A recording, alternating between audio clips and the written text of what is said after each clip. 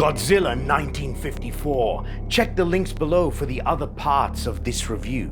In part 2, we met Serizawa and his oxygen destroyer, and we took a sorry detour through the American edit that robbed the beast of his rubber soul. And now, with great vengeance and furious anger, ladies and gentlemen, and movie maniacs, the one, the only, Gojira!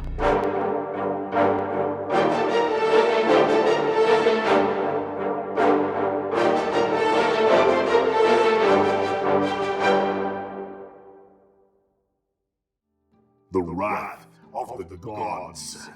Godzilla rises from Tokyo Bay in full death rapture, 165 feet tall. In the American edit, 400 feet tall. No reason, just American big dick, humanoid posture, mainly because in 1954, the popular belief was still that dinosaurs walked upright, clawed arms and feet, triple spiked backbone, the spikes lighting up before he blows fire, a convention continued to this day. Back then, it was a cartooning process. Nowadays, it's CGI. Scraped black flesh, meant to resemble the charred skin of the irradiated fisherman, with the original headpiece design resembling a mushroom cloud. Roaring in pain and fury, slashing stegosaurian tail, which was sometimes stop motion, dead black shark eyes, and its little ears. And of course, we know reptiles don't have external ears. The filmmakers were fantastic storytellers, not biologists. It is Godzilla, the embodiment of American sin and nature's confutatus maledictus.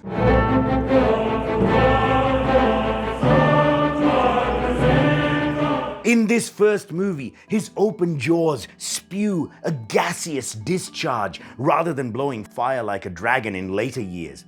Yet, this noxious jet stream transforms Tokyo into a roaring conflagration. This eerie night sequence is alternately silent and scored with an ominous, odd signature soundtrack by Akira Ufukube. In the flickering of searchlights, fires, and rockets, it's horrifying even now. Imagine what it must have been to the crowds of 1954. Apparently, they felt the connection, the horror of this animal as metaphor for the indecency enacted upon their nation.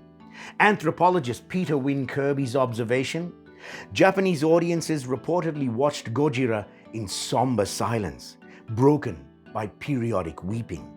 Director Ishirô Honda said, "Believe it or not, we naively hoped that the end of Gojira was going to coincide with the end of nuclear testing."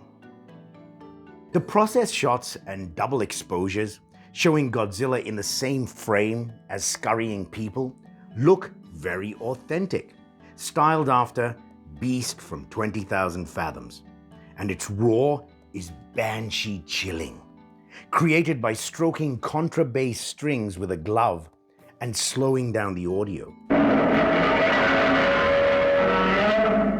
As the Showa series progressed, Godzilla's roar would deteriorate to that of a hawk-like scree,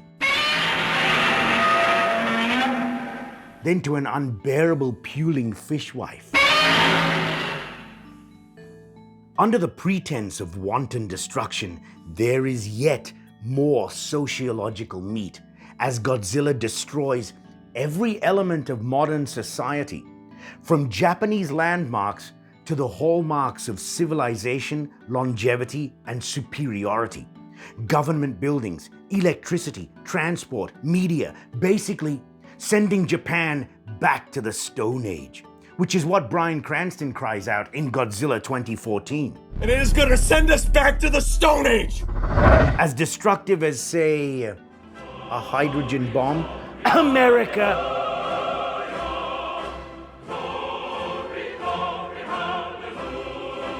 Yamane, watching all of this from a hillside, is beset on all sides by people screaming for Godzilla's death. How do we kill the bastard? Damn beast! How can he advocate to keep Godzilla alive amidst this destruction? The despair on his face will sober us, followed immediately by toy tanks. Shooting, pow, pow, pow, pew, pew, pew. It's playtime. The toy tanks are ineffectual, so they send in toy planes where we see every string pulling them and launching their missiles.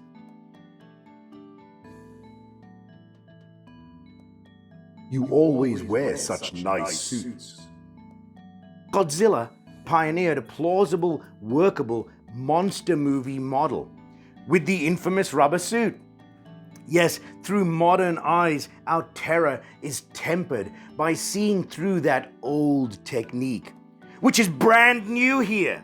Sometimes they use a puppet head, which is somehow cute because we know it's a small handy, and yet terrifying for its dead eyes and non-humanity. And most of the time, it's a guy in a full rubber suit. The 220-pound suit was worn at various times by 3 stuntmen: Katsumi Tezuka, Haruo Nakajima, and Jiro Suzuki. It was so hard to work in that heavy rubber, with the men fainting, sweating out half their weight, and almost suffocating, that one of the suits was cut in half so it could achieve close-up leg shots and upper body water shots. Ironically, the men were pumped oxygen into the suit in between shots because the suit was the oxygen destroyer. And here's the thing, Toho Company did not resort to this guy in rubber suit technique out of laziness, but resourcefulness. They just did not have the budget or expertise of stop motion. Back then, putting a man in a rubber suit was revolutionary because they were not taking the easy way out, but investing time and energy into making all the surroundings sell the suit. In 1954, you could count the awesome giant beastie movies on one hand: The Lost World and King Kong, done by Willis O'Brien, and The Beast from 20,000 Fathoms by Ray Harryhausen. That's it. Those 2 stop-motion mavens ruled the Hollywood roost. And now Toho added this 4th beastie movie. They had inadvertently created an innovative new style, which they called suitmation, a take on Harryhausen's stop-motion technique called dynamation. Eiji Tsuburaya was the man behind the monster, who threw down the gauntlet to Willis and Harryhausen, helping to craft the beast and engineer the filmic techniques of suitmation. Tsuburaya said to Honda, "Special effects are only special effects if you can't tell they're special effects." This award-winning FX pioneer was behind numerous Showa Godzilla productions, and the man behind Ultraman. Until his death in 1970, Eiji Tsuburaya was the ILM of Japan. Thus, in this original movie, we give a pass to the guy in the suit, because everything else is top-notch, from the acting to the themes to the story. And we hardly even notice the suit for the sincerity of the production. Sadly, it was Toho Company itself that gave suitmation its bad name, as it firstly allotted less money to each successive sequel, exactly how the Planet of the Apes producers cheapened that series 14 years later, forcing the Godzilla suit designs to get cheaper and more Cookie Monster. And secondly, because suitmation didn't move with the times. When the Showa era came to a close with 1975's terror of Mechagodzilla, Toho was still the reigning king of suitmation, though we won't mention how crass the actual Gods movies had become. But when they rebooted Godzilla in the Heisei series with 1984's The Return of Godzilla, sure, they put some bank into a more serious suit with actual animatronics in the headpiece. But now they were up against tiny, insignificant special effects movies like Star Wars, The Empire Strikes Back, and Return of the Jedi! And the million copycat movies that were piggybacking off ILM's insane new future tech. Yes, but animatronics. So when the 1999 Millennium series kicked in with the most ferocious suit to date, Toho was now bringing a knife to a laser fight. Ultimately, it took Hollywood to bring Godzilla into the modern era, with the release of Godzilla 2014.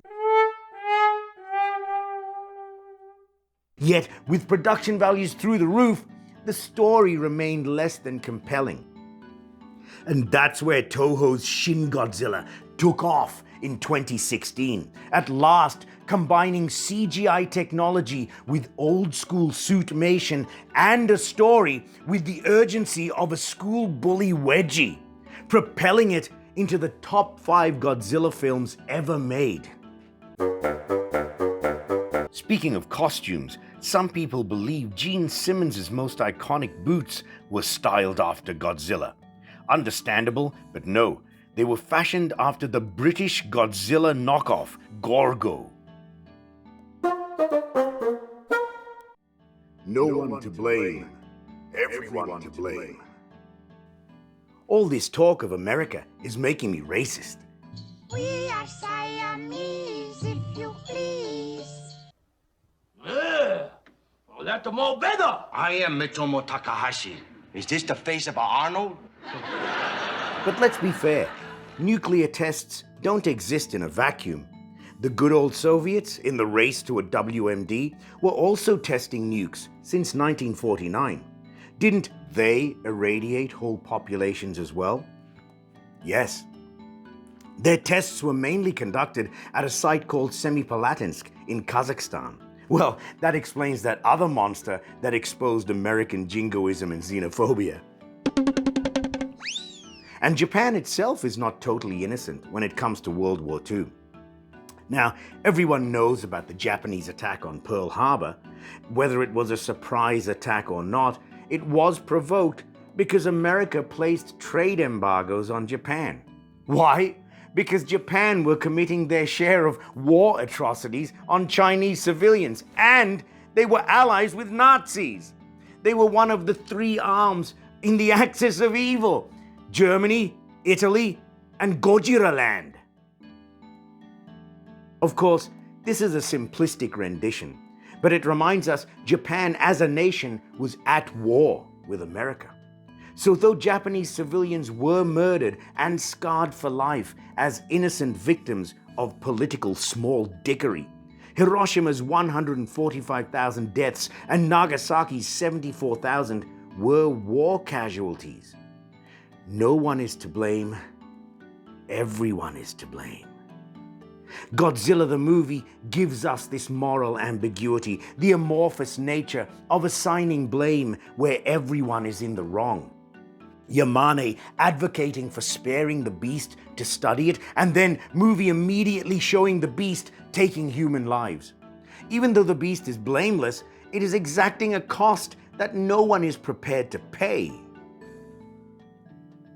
Serizawa accedes to using his oxygen destroyer at a price that is, again, devastating. He succeeds in killing the creature, but as he presaged, he must also take his own life and destroy all his records, so that his invention could never be used for war. It's a searing climax, bringing all the elements of the love triangle, the beast, the science, and the metaphor together, and shaking them into a milkshake as thick as guilt. As the oxygen destroyer is deployed in Godzilla's underwater home, he rises to the surface and screams in agony for the last time. And we wonder why we weep. Because it's a happy ending, right? The humans won against the monster, right? Right?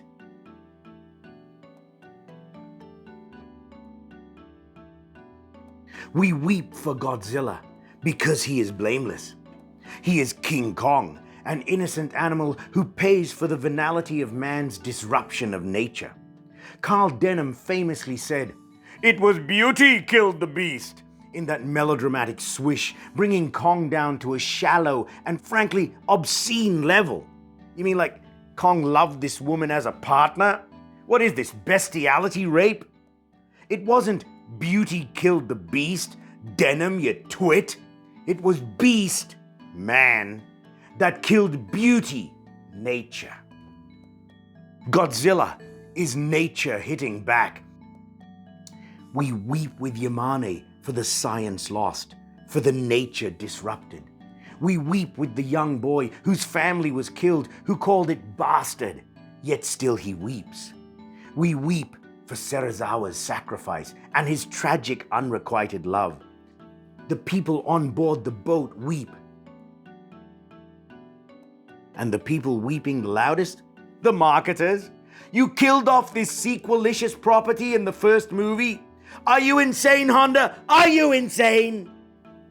As a choir softly laments, Yamane preaches. I believe that Godzilla was the last of its species. If nuclear testing continues, someday, somewhere in the world, another Godzilla may appear.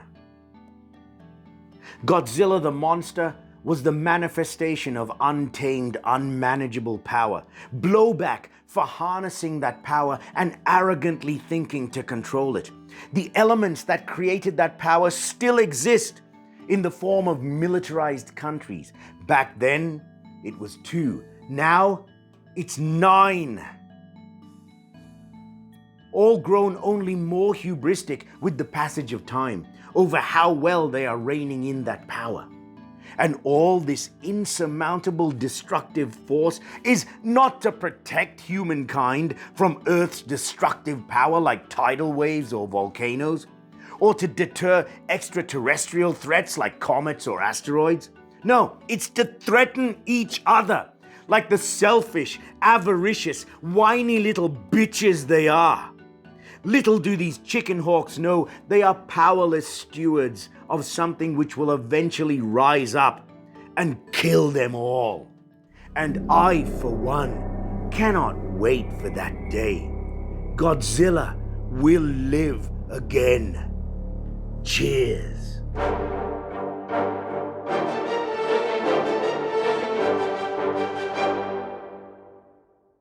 Godzilla fans, are you ready for more?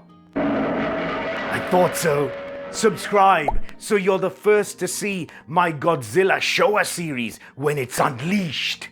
Meanwhile, if you can, make the leap from viewing Maniac to donating Maniac to support Dunmore's Movie Mania. Thanking you in advance. You have the option to casually PayPal or Venmo, or go slightly more commitment with Patreon, with some tasty bonus material. And you're always welcome to go roaring around my social media, all the links are below, hitting buttons and breaking things. And I'll see you soon in the land of the rising sun.